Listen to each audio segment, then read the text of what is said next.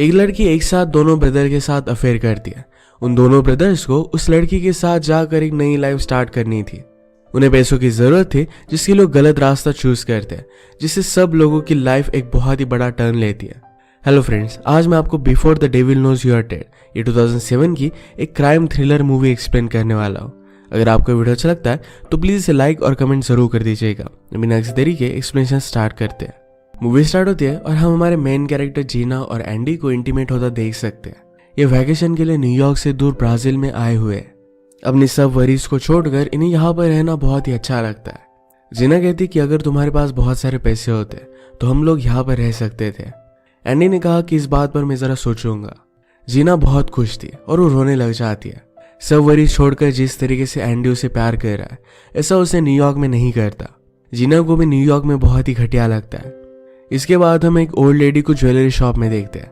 Shop open करने के बाद एक आदमी उसे लूटने के लिए आ गया। उसे गन दिखाता है और सबको ज्वेलरी देने के लिए कहता है। वो बेचारी ओल्ड लेडी बहुत ही डर गई थी। इस रॉबरर के पास उनके सेफ के कॉम्बिनेशन भी थे। ज्वेलरी कांच के बॉक्स में पड़ी हुई थी। इसकी चाबी ओल्ड लेडी उसे दे देती है, पर फिर भी ये कांच टूट नहीं रही थी।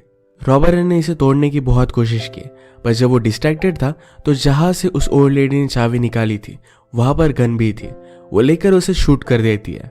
रॉबरर ने भी उस ओल्ड लेडी को शूट कर दिया। उसकी गन नीचे गिर गई और वहां से वो भागने की कोशिश कर रहा था, तो ओल्ड लेडी फिर से उसे शूट कर मार डालती है। घायल होकर वो शॉप से बाहर निकला तो उसका पार्टनर बहुत ही ज्यादा डर जाता है और वहां से वो भाग गया। जो आदमी भागा है वो हमारा और एक मेन कैरेक्टर है। इसका नाम है हैंक। अब हमें हैंक की बैक स्टोरी पता चलती है। 3 दिन पहले अपनी बेटी का गेम देखने के लिए वो गया हुआ था। यहाँ पर हैंक का ब्रदर एंडी भी आया हुआ है।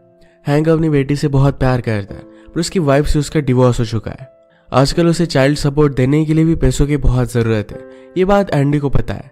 वो अपनी बेटी को घर पर छोड़ने के लिए आया तो उसकी वाइफ भी उसे बहुत गालियां देती है। लास्ट कुछ मंथ्स के पैसे उसने उसे दिए नहीं है। हैंक अपनी बेटी को एक अच्छा एजुकेशन देना चाहता था, तो इसके लिए वो बहुत ट्राई कर रहा था। रात में उसके ब्रदर एंडी ने उसे बार में बुलाया। एंडी कहता है कि मेरे पास एक आइडिया है, ये बहुत ही ईजी मनी होगा, हम एक प्लेस लूट सकते हैं। हैंक ने कहा कि यह तो बहुत ही सीरियस क्राइम है, ये सब मैं नहीं कर सकता। एंडी ने कहा कि इतना भी कुछ भी सीरियस नहीं है, यहाँ पर किसी का भी कोई भी नुकसान नहीं होगा, कोई हर्ट नहीं होगा। मुझे पता है कि तुम्हें पैसों की जरूरत है, तो ये काम तुम्हें कर लेना चाहिए। हैंक ये सब करने के लिए रेडी नहीं था, पर फिर भी वो डिटेल मांगता है। पर एंडी ने कहा जब तक तुम मान नहीं जाते तब तक तुम्हें कोई भी डिटेल्स नहीं मिलेगी। अगले दिन हैंक काम से जल्दी घर जाता है, क्योंकि उसका जीना के साथ अफेयर चल रहा है। इंटीमेट होने के बाद हैंक जीना से कहता है हम दोनों को दूर चले जाना चाहिए। जीना कहती कि तुम्हारे पास कोई भी पैसे नहीं है, तुम्हारे बहुत सारे प्रॉब्लम्स हैं और इससे हम नहीं बच सकते। हैंक ने कहा कि मैं सब कुछ सॉल्व कर दूंगा, तुम सिर्फ आने के लिए हाँ कहो। जीना कहती कि हमारी रिलेशनशिप सिंपल है, इसे सिंपल ही रहने देते हैं। रात में हैंक अपनी बेटी का प्ले देखने के लिए आया। उस पर बहुत ही प्राउड था। उसकी बेटी कहती कि मुझे ट्रिप पर जाना है, इसके लिए उसे $100 लगने वाले थे। हैंक ने इसके लिए हाँ कहा, पर उसके पास कोई भी पैसे नहीं थे, तो डायरेक्टली एंडी के पास आ जाता है। वो प्लान के बारे में सुनने के लिए रेडी था। हैंक ने कहा कि एक बार मैंने तुम्हें सब कुछ बता दिया, इसके बाद तुम मुकर नहीं सकते।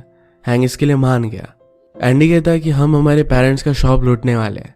हैंक को ये बात मजाक लगती है, पर एंडी ने कहा कि उसका इंश्योरेंस है, हम जो भी लूटेंगे ये सारे पैसे फिर से हमारे पेरेंट्स को मिल जाएंगे। यहाँ पर कोई भी हर्ट नहीं होने वाला। एक डे उसका फिक्स था जहां पर उनकी शॉप पर 70 इयर्स की एक लेडी काम करती थी। उसे कुछ भी दिखता भी नहीं था, तो उससे सब कुछ सामान चुराना बहुत ही ईजी होता। हैंक अभी काम करने के लिए अनश्योर था, तो एंडी ने उसे $2000 दिए। उसने कहा कि देखो तुम्हारे कितने प्रॉब्लम्स इससे सॉल्व होंगे और इसके बाद तुम मुझे आंसर बताना। इस रॉबरी से दोनों को बहुत फायदा होगा, वो एक नई लाइफ स्टार्ट कर सकेंगे। रात में हैंक एक बारटेंडर से मिलने के लिए आया, जिसके बारे में उसे पता है कि कभी कभी इलीगल काम भी करता है। ये काम करने के लिए हैंक ने उसे मना लिया और कुछ पैसे भी दे दिए। $2000 के अपने वाइफ के पैसे भी वो दे देता है। इसके बाद रॉबरी का दिन आया।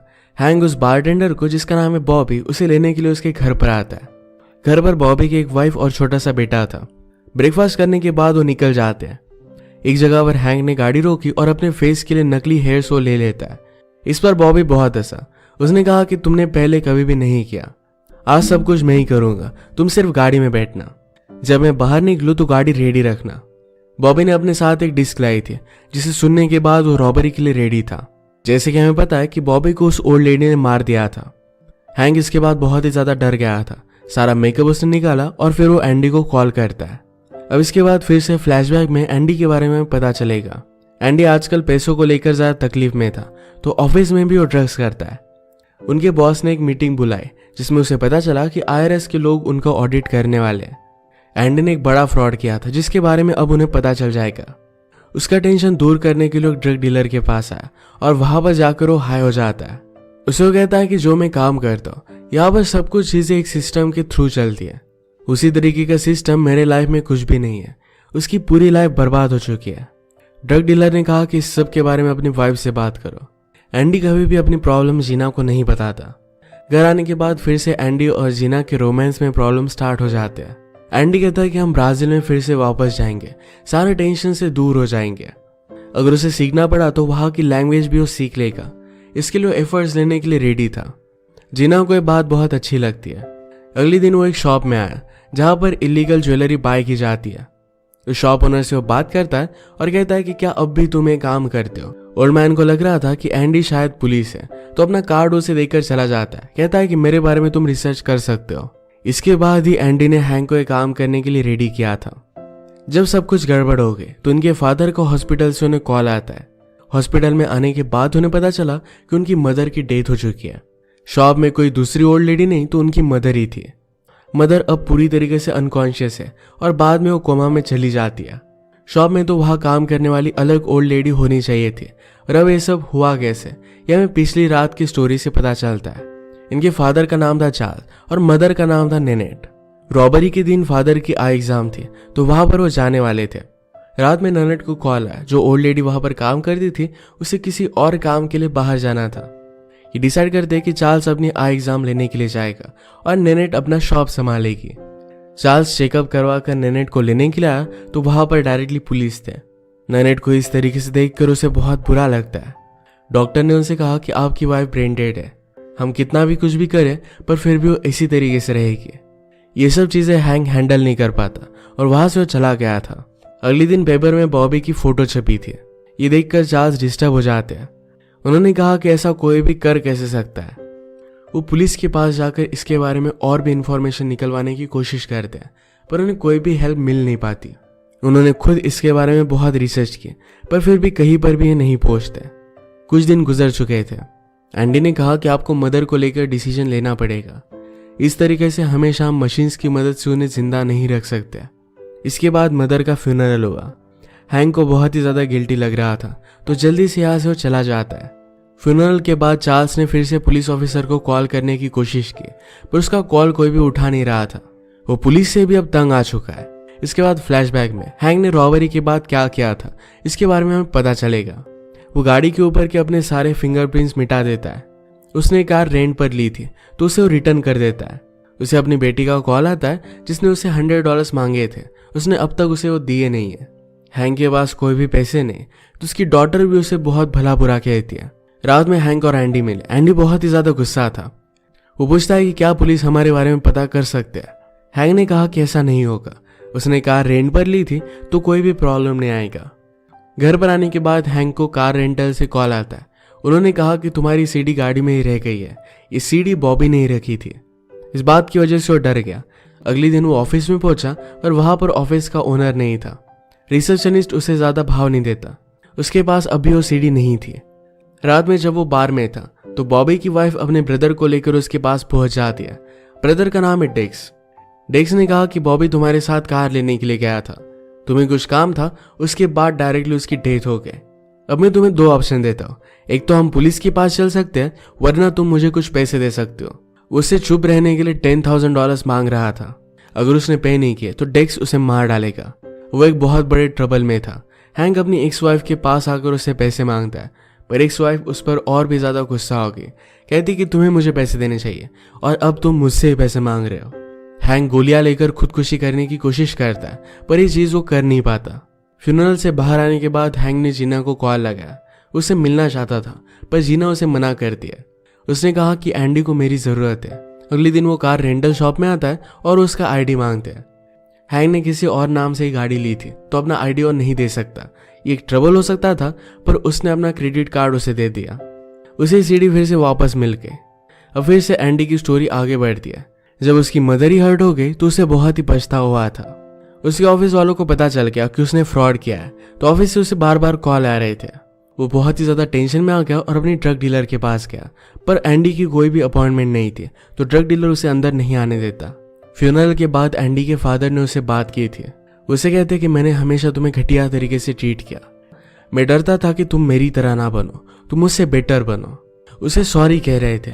एंडी ने कहा कि कभी भी मैं तुम्हारी फैमिली का हिस्सा ही नहीं था। चार्ल्स गुस्सा होकर उसे थप्पड़ मारते हैं। एंडी फिर जीना को लेकर घर आने लग गया। वो बहुत रोता है। जीना से कहता है, मैं कभी भी मेरे फादर की तरह नहीं बनना चाहता था, इसी वजह से मैंने कभी भी मेरे प्रॉब्लम्स तुम्हें नहीं बताए। हमारे रिलेशनशिप को भी लेकर मैं बहुत डरता आ रहा हूँ। जीना समझ गई थी कि एंडी के साथ कुछ ना कुछ तो चल रहा है। वो ऑफिस जा रहा था तो जीना कहती कि तुम्हें आज नहीं जाना चाहिए। तुम घर वापस आने के बाद अगर मैं घर में ना रहूं तो फिर तुम क्या करोगे। वो एक तरीके से उसे वार्निंग दे रही थी, पर एंडी को ये बात समझ में नहीं आई। वो जब वापस आया तो जीना ने अपने सारे कपड़े पैक कर लिए थे और वो यहाँ से जाने वाली थी। जीना ने कहा कि मुझे तुम्हारी लाइफ के बारे में कुछ भी पता नहीं है, आजकल चल क्या रहा है इसके बारे में तुम मुझे कुछ भी नहीं बताते, तुम मुझ पर थोड़ा भी ध्यान नहीं देते, मेरा किसी और के साथ अफेयर चल रहा है। एंडी को ये सब सुनकर बहुत बुरा लगता है। जीना ने कहा कि वो तुम्हारा ब्रदर ही है। इसके बाद वो यहाँ से चली गई।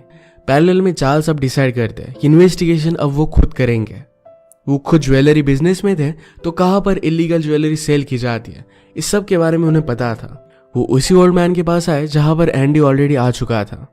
वो उससे पूछते कि क्या अब भी तुम वही बिजनेस करते हो। ओल्ड मैन कहता है कि हमेशा तुम खुद को कुछ और ही समझते थे, ये वर्ल्ड किस तरीके से वर्क करता है इसके बारे में तुम्हें पता नहीं था। पैसों के लिए लोग कुछ भी कर सकते हैं। चार्ल्स वहां से जाने लग गया तो ओल्ड मैन एंडी का कार्ड उसे दे देता है। ये देखने के बाद चार्ल्स को शॉक लगा। वो सब कुछ समझ गए थे। हैंक ने एंडी को कॉल किया और उसे डेस्क के बारे में बताता है। अब उन्हें $10,000 लगने वाले थे। एंडी इन सब ट्रबल से बचने के लिए अपना सारा सामान पैक कर लेता है। अब वो कंट्री छोड़कर जाने वाला था। ऑफिस में आकर उसने अपने पैसे ले लिए। अब चार्ल्स उसका पीछा करने लग गए थे।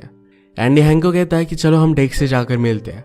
हैंक ने कहा कि अगर हमने डेस्क को पैसे दे दिए तो हमेशा वो हमें ब्लैकमेल करता रहेगा। एंडी ने कहा कि फाइनली तुम्हारा दिमाग चला, हम उससे जाकर बात करते हैं और देखते हैं कि आगे क्या होगा। हैंक ने कहा कि हम $10,000 कैसे लाएंगे। एंडी फिर उसे अपने ड्रग डीलर के पास लेकर जाता है। उसके पास आने के बाद उसने उसे बहुत मारा। अंदर उस डीलर का एक क्लाइंट पड़ा हुआ था। एंडी गन लेकर उसे मार डालता है। हैंक इससे डर गया। एंडी ने लॉकर से सब कुछ पैसे निकाल लिए। जाते जाते वो ड्रग डीलर को भी मार देता है। हैंक ने कहा कि हमें ये सब करने की जरूरत नहीं थी। एंडी कहता है कि वो ड्रग डीलर हमारे पीछे गैंग लेकर आता, हम उससे बच नहीं सकते थे। इसके बाद वो डायरेक्टली डेस्क के पास आए। उसे वो पैसे दिखाते हैं और एंडी ने उस पर गन लगा दी। उसे चेक करता है। उसके बाद उसे भी उसने मार दिया। घर पर बॉबी की वाइफ थी, उसे भी वो मारने वाला था, पर हैंक उसे कहता है कि तुम ऐसा कर नहीं सकते, उसे मारने से पहले तुम्हें मुझे मारना पड़ेगा। एंडी ने कहा कि ये बुरा आइडिया नहीं है, मुझे तुम्हारे और जीना के बारे में पता है। हैंक ने कहा कि मुझसे बहुत ही बड़ी गलती हो गई, तुम अगर मुझे मार दोगे तो मुझ पर ऐसा नहीं करोगे। मरने से पहले डेक्स ने बॉबी की वाइफ को एक गन दिखा दी थी। एंडी डिस्ट्रैक्टेड था तो गन लेकर उसे मार डाल दिया। उसने हैंक से कहा कि यहाँ से चले जाओ। हैंक जाते जाते कुछ पैसे उसे छोड़कर जाता है। बिल्डिंग से बाहर आते हुए चार्ल्स ने हैंक को देखा था और वहां से भाग जाता है। वहां पुलिस पहुंचते और एंडी को हॉस्पिटल में लाया गया। एंडी ने चार्ल्स को कहा कि वहां पर हम कोई भी गन लेकर जाने नहीं वाले थे, कोई भी हर्ट नहीं होने वाला था, सब कुछ बहुत ही ज्यादा आउट ऑफ कंट्रोल हो गया। चार्ल्स एंडी को सुला देते हैं। एंडी की चेस्ट की नोट्स उन्होंने अपने चेस्ट पर लगा दिए, यानी कि हॉस्पिटल के किसी को भी पता ना चले। इसके बाद उसे दम घोटकर मार देते हैं। फिर से सब कुछ जैसा था वैसा कर दिया और वो बाहर आ गए और नर्स को बुलाते हैं। हैंक जीना के साथ अलग कंट्री में चला गया था। इसी के साथ ये मूवी एंड हो जाती है। ये हमें बता के जाती है कि गलत रास्ते का एंड कभी भी अच्छा नहीं होता, सब लोगों को इसके लिए भुगतना ही पड़ता है। अगर आपको वीडियो अच्छा लगा तो प्लीज़ लाइक और कमेंट जरूर कर दीजिएगा। ये बहुत सारी मूवीज़ लेकर आते रहते हो तो प्लीज़ चैनल को सब्सक्राइब कर दीजिए और बेल नोटिफिकेशन आइकॉन देना मत भूलिएगा। हम फिर से मिलेंगे और एक नई मूवी के साथ, तब तक के लिए थैंक यू और आप अपने आप का ख्याल रखिए।